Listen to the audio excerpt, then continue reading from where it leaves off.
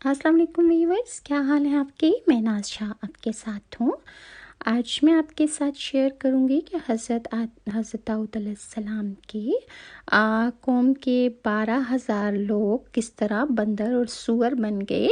उन्होंने अल्लाह ताला के अहकाम की नाफरमानी की और किस तरह उनके चेहरे मसख हो गए और वो इंसानों से जानवर बन गए। रवायत में है कि हज़रत दाऊद अलैहिस्सलाम की कौम के 70,000 लोग उकबा के पास समंदर के किनारे ईला नामी गांव में रहते थे और ये लोग बड़ी फरागी और खुशहाली की ज़िंदगी बसर करते थे। अल्लाह ताला ने उन लोगों का इस तरह इम्तिहान लिया कि सनेचर के दिन यानी हफ्ते को दिन मछली का शिकार उन लोगों पर हराम कर दिया। हफ्ते के बाकी दिनों में शिकार करना हलाल था, मगर इस तरह उन लोगों को आजमाइश में मुब्तला फरमा दिया कि सनीचर के दिन बेशुमार मछलियाँ आती थीं और दूसरे दिनों में मछलियाँ इतनी तादाद में नहीं आती थी।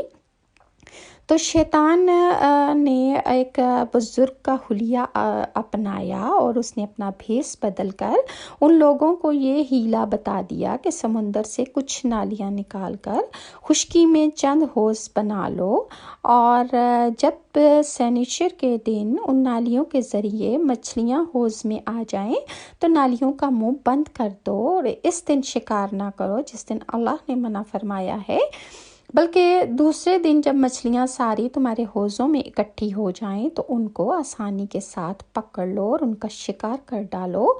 उन लोगों को ये शैतानी हीलाबाजी बहुत पसंद आ गई और उन लोगों ने ये नहीं सोचा कि जब मछलियाँ नालियों और हौज़ों में कैद हो गईं तो यही उनका शिकार हो गया।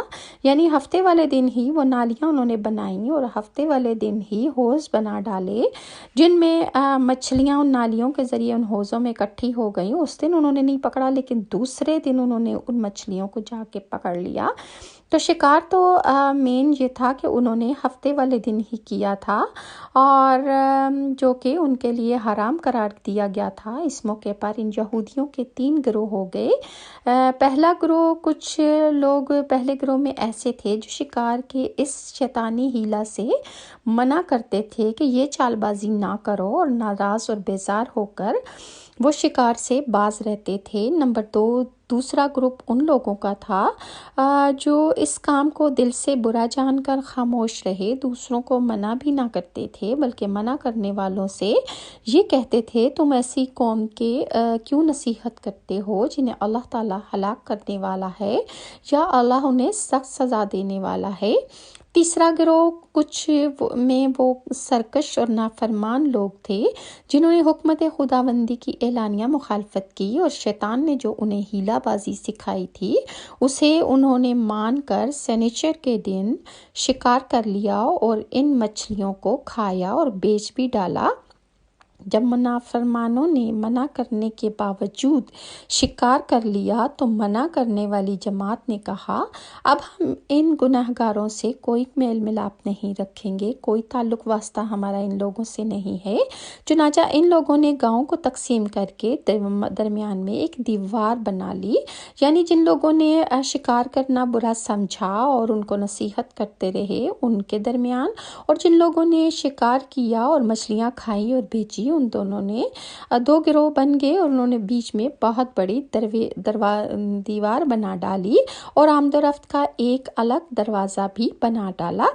हज़रत दाऊद अलैहिस्सलाम ने गज़बनाक होकर शिकार करने वालों पर लानत फरमा दी। इसका असर ये हुआ कि एक दिन ख़ताकारों में से कोई भी बाहर ना निकला, मतलब कि वो उन्होंने दीवार चढ़ा रखी थी और वो उस तरफ से दूसरी तरफ ना आए जहाँ उनको नसीहत करने वाले लोग थे, उनसे कोई मुलाकात ना की। तो उन्हें देखने के लिए कुछ लोग दीवार पर चढ़ गए तो क्या देखते हैं कि वो सब के सब बंदर की सूरत में मसख हो चुके हैं और कुछ लोग सूअर की शक्ल इख्तियार कर चुके हैं। अब लोग इन मुजरमों का दरवाज़ा खोलकर अंदर दाखिल हुए तो वो बंदर अपने रिश्तेदारों को चूँकि पहचानते थे और इनके पास आकर उनके कपड़ों को सूंघते थे। यानी वो बंदर वो इंसान के जिन्हें उनके गुनाहों की वजह से उनकी शक्लें मसख हो गईं और वो बंदर बन गए। वो तो अपने रिश्तेदारों को पहचानते थे लेकिन रिश्तेदार उनको नहीं पहचानते थे। जितने नौजवान थे वो सारे بندر بن گئے اور جو بوڑھے لوگ تھے وہ سور کی شکل اختیار کر گئے اور وہ زاروں زار روتے تھے، مگر لوگ ان بندر بن جانے والوں لوگوں کو نہیں پہچانتے تھے۔ ان بندر بن جانے والوں کی تعداد تقریباً 12,000 کے قریب تھی۔ یہ سب 3 دن تک زندہ رہے اور اس درمیان میں نہ وہ کچھ کھا سکتے تھے نہ پی سکتے تھے، بلکہ یوں ہی بھوکے پیاسے سب کے سب ہلاک ہو گئے۔ شکار سے منع کرنے والا گروہ ہلاکت سے سلامت رہا، اور یہ بھی اور وہ لوگ کہ جنہوں نے دل سے برا جان کر خاموش رہنے والوں کو بھی اللہ تعالیٰ نے ہلاکت سے بچا لیا۔ اور اس واقعے کا ذکر جو ہے وہ سورہ بقرہ کی آیت نمبر 65 میں ہے۔ اللہ تعالیٰ کا ارشاد ہے، اور بے شک ضرور تمہیں معلوم ہے کہ وہ جنہوں نے ہفتہ میں سرکشی کی تو ہم نے ان سے فرمایا کہ بندر ہو جاؤ دھتکارے ہوئے، اور اس کا تفصیل سے واقعہ سورہ اعراف میں ہے۔ اور ان سے جس کا ترجمہ یہ ہے، اور ان سے حال پوچھو اس بستی کا کہ دریا کے کنارے تھی، جب وہ ہفتے کے بارے میں حد سے بڑھتے، جب ہفتے کے دن ان کی مچھلیاں پانی پر تیرتی ان کے سامنے آتی، اور جو دن ہفتے کا نہ ہوتا نہ آتی، اس طرح ہم نے انہیں آزمایا تھا ان کی بے حکمتی کے سبب۔ اور جب ان میں سے ایک گروہ نے کہا کیوں نصیحت کرتے ہو ان لوگوں کو جنہیں اللہ ہلاک کرنے والا ہے یا اللہ انہیں سخت عذاب دینے والا ہے، بولے تمہارے رب کے حضور معذرت کو، اور شاید انہیں ڈر ہو۔ پھر جب وہ بلا بیٹھے جو نصیحت انہیں ہم نے کی تھی، تو ہم نے بچا لیے جو برائی سے منع کرتے تھے، یعنی وہ لوگ جو انہیں روکتے تھے، اور ظالموں کو برے عذاب میں پکڑا۔ یہ ان کے نافرمانی کی وجہ سے ایسا ہوا۔ پھر جب انہوں نے ممانعت کے حکم سے سرکشی کی، یعنی کہ ہم نے انہیں بار بار منع کیا، اور جب وہ باز نہ آئے تو ان کی سرکشی کے باعث ہم نے ان سے فرمایا بندر ہو جاؤ دھتکارے ہوئے۔ یہ سورہ اعراف کی آیت نمبر 163 تا 166 ہے۔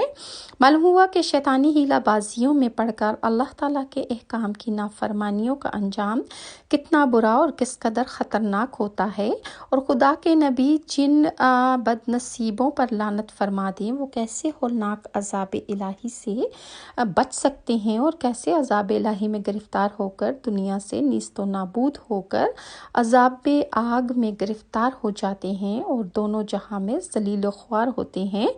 اصحاب ایلہ کے اس دل دہلا دینے واقعے میں ہر مسلمان کے لیے بہت بڑی عبرتوں اور نصیحتوں کا سامان ہے۔ کاش اس واقعے سے مسلمانوں کے دلوں میں خوف خداوندی کی لہر پیدا ہو جائے، اور وہ اللہ تعالیٰ اور رسول اللہ صلی اللہ علیہ وآلہ وسلم کی نافرمانیوں سے وہ تمام نافرمانیاں جو وہ کرتے ہیں ان سے منہ موڑ کر صراط مستقیم کی شاہراہ پر چل پڑیں اور دونوں جہانوں کی سربلندیوں سے سرفراز ہو جائیں۔ اللہ تعالیٰ مجھے اور آپ کو دین الہی پر چلنے کی توفیق عطا فرمائے۔ نیکسٹ حضرت داؤد کی وفات کے بارے میں ڈیٹیلز آپ کے ساتھ شیئر کروں گی۔ نیکسٹ ویڈیو تک کے لیے ناز کو اجازت دیں۔ اللہ حافظ۔